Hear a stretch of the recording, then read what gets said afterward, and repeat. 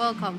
With Bolívar and Sucre in command, the Patriot forces began to reorganize. This process was not easy since the morale of the army had been affected by some defeats, the lack of resources, and the continuous political divisions. However, Sucre, with his leadership skills and discipline, managed to unify the troops and prepare the soldiers for combat. After overcoming a scenario full of challenges, the Patriots understood that the victory in Ayacucho would depend on their preparation, discipline, and morale. Antonio José de Sucre, the young general in charge of this heroic deed, faced with astuteness and determination the arduous task of reorganizing the United Liberating Army. Now we go to our correspondent Rafael Infante, who from the Pampas of Ayacucho takes us back in time to detail how the Patriot forces prepared for this decisive confrontation. Estamos en los días previos a la batalla de Ayacucho. We are in the days before the Battle of Ayacucho. Here in these Andean heights, where days of arduous training and preparation under the leadership of General Antonio José de Sucre were lived. The United Liberator Army was composed of approximately 6,000 soldiers, coming from Colombia, Venezuela, and Peru, among other nations. Y Perú, entre otros países. Este ejército era una mezcla de combatientes. This army was a mixture of experienced combatants who had participated in previous campaigns and recruits who had just joined the fight. They faced a formidable enemy, the Spanish, led by Viceroy José de la Serna, had 9,000 armed and experienced soldiers. 9,000 soldados bien armados y con mucha experiencia. With such a significant numerical difference, how did Sucre handle the situation, specifically knowing that he had to face a larger army which had more resources? Sucre sabía que la clave estaba en la moral. Sucre recognized that morale and strategy were the key to victory. He knew the mountainous terrain of Ayacucho to perfection, a factor he would use to his advantage.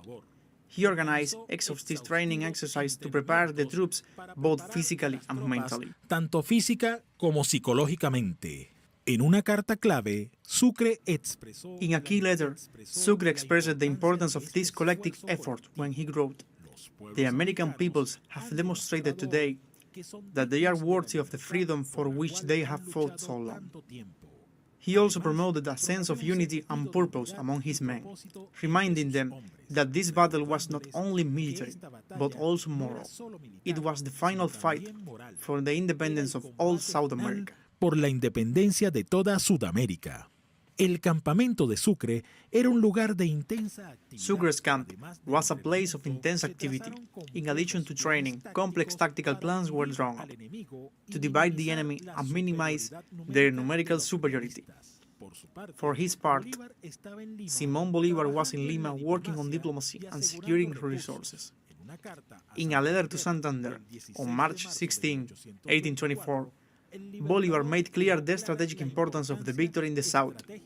To leave a door open as big as that of the south, when we can close it, will be unforgivable. Sur, cuando podemos cerrarla, sería imperdonable.